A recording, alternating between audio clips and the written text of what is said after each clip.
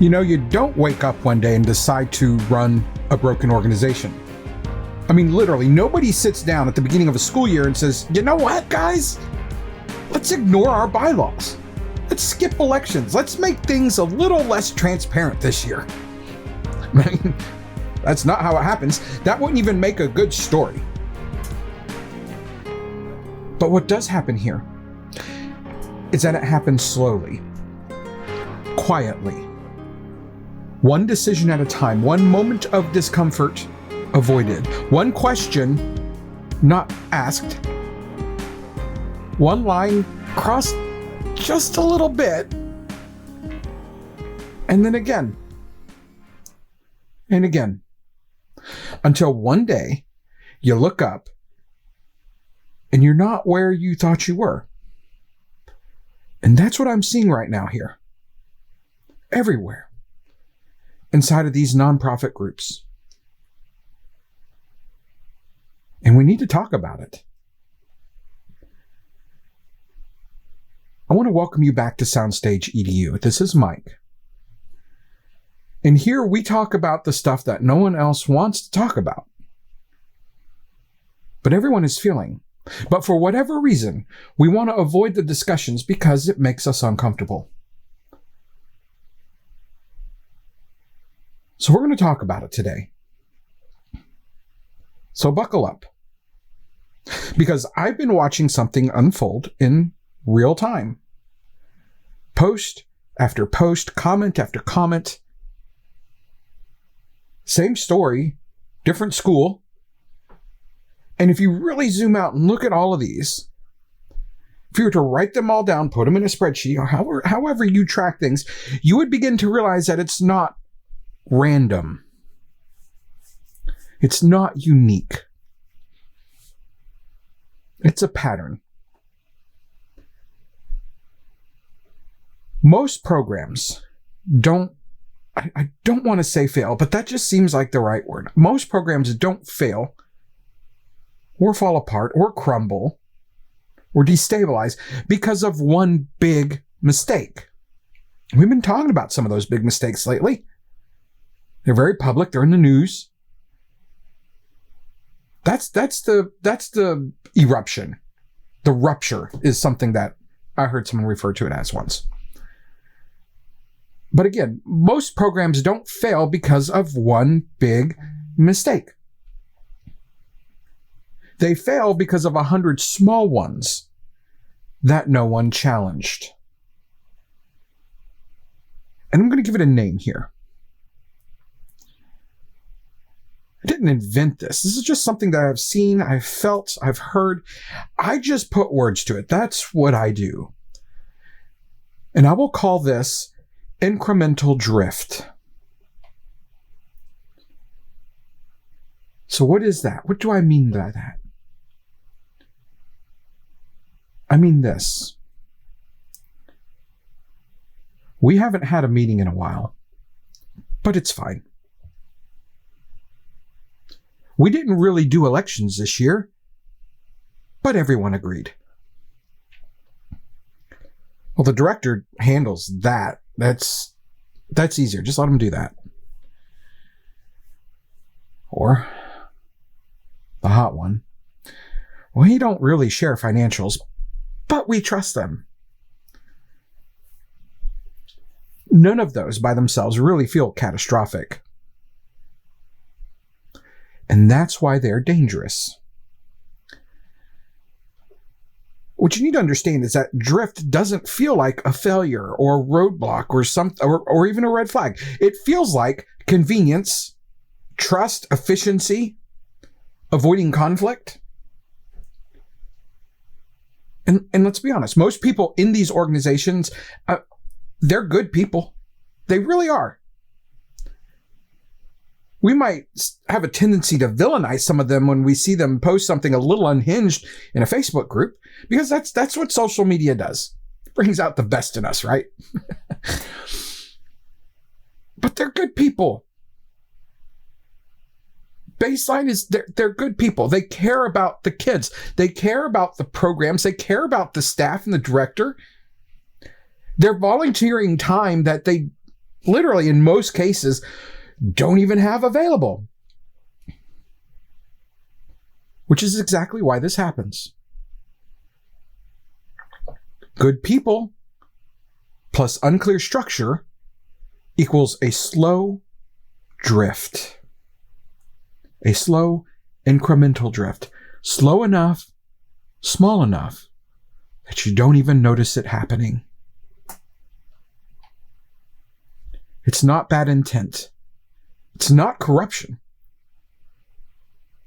It's not people coming in and trying to take over and be evil. It's just that it's there's no one steering the ship anymore. It's adrift. I mean, let me lock it down a little bit. This is honestly where it gets a little uncomfortable. And I'm not apologizing for that. I'm just letting you know this is where it gets uncomfortable. Because the system doesn't just drift on its own. It starts to drift, and then it gets protected. We hear things like, don't cause drama. Just enjoy your 4 years. Just shut up and be happy. That's how we've always done it. The director knows best. I mean, those phrases, they sound harmless. Aside from the just shut up and be happy one. It doesn't sound harmless at all. But in most cases, they sound supportive. But when those phrases are deployed in the wrong context, they become silencing mechanisms. The comfort from those silencing mechanisms protects the drift. Comfort protects drift. Say that again. Comfort protects drift. But clarity challenges it. Let's clear something up, because I see this misunderstood constantly. Like daily. And it's this. The band director runs the program. The booster board governs the organization. And those are not the same thing. And I believe you know this. But for whatever reason, those lines are getting blurred more and more frequently these days. And when those lines blur, you don't just get confusion. You get risk. I don't care if someone has been there for 30 years. I don't care if they've always done it this way. Longevity, or in some cases we like to use seniority, is not a control system. So, let's stop pretending that this is a theoretical situation. Because it's not. There are organizations right now, today, dealing with financial misconduct, missing funds, legal exposure, broken trust. And every single one of those situations started with a slight incremental drift. And I need you to understand something about that drift. Drift is quiet until it's expensive. And I get it. I really do. Because if you're the person noticing this, you feel stuck. And I can't tell you the number of people that have landed in my email, that have landed in my DMs, that have sent me a text message. I know you're out there. I know that you're seeing this and you feel stuck. That's why you came to me. A stranger, some loudmouth on a podcast, some loudmouth in a Facebook group. But I see you. And I know you feel stuck. And I know that you're thinking, because many of you have said these things to me before, I don't want to cause problems.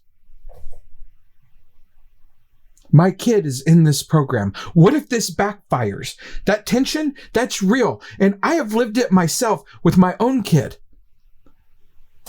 When I saw drift and I confronted it, and the first thing in my mind was, my kid is in this program. What am I doing? But here's the truth. Avoiding discomfort now will create bigger problems later. So let me shift this for a second, because this isn't just about bylaws or meetings or elections. I read between the lines when I see these posts and I see these threads explode. This is something deeper. It's much deeper, and it just hasn't been articulated yet.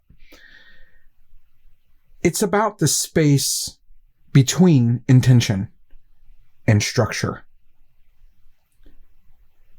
Most of these programs, I would even venture to say all of them, start with incredible intention.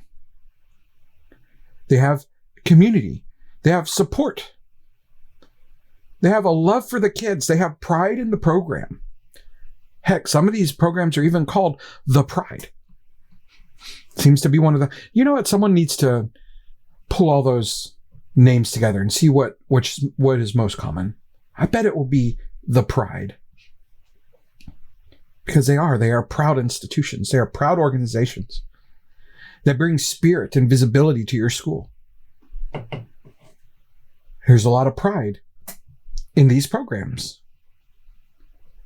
But that intention alone doesn't sustain something. Structure does. Your intention builds programs, but structure protects them. So what do we do with all of this? We don't panic. We don't attack. We don't burn everything down. You start to see these problems. What you need to do is we need to bring it back to structure. So, I try not to come on here and give these long diatribes without giving you some sort of practical step or solution or a framework or roadmap. So we're going to do that now. First, read the bylaws. Notice that I didn't say find the bylaws. I said read them, because you should already have them. Read the bylaws. Understand what's supposed to happen. Identify where reality doesn't match.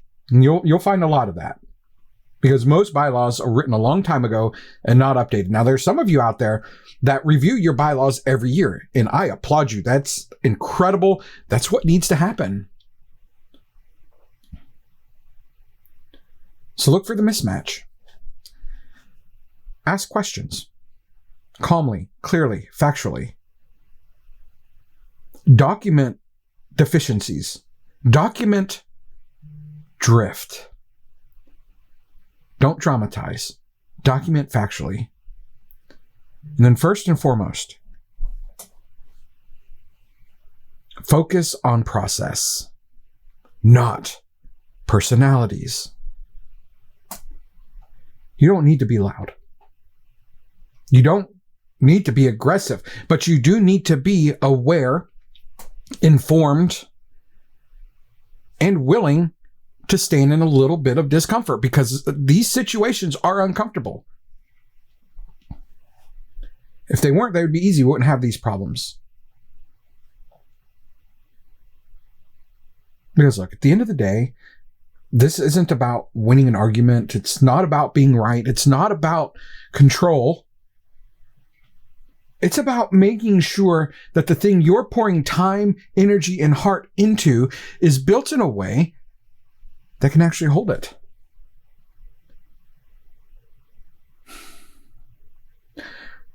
Programs don't fall apart overnight. They drift. And the only way to stop the drift is to notice it. And now, because you're here, you've seen it. So if this hit home for you, if this is you, you're not alone. And you're not crazy for noticing it. And there's more coming on this. I'm not sure where I'm going to go with it, but this conversation, I do know this much. It's just getting started. And we'll see how it evolves.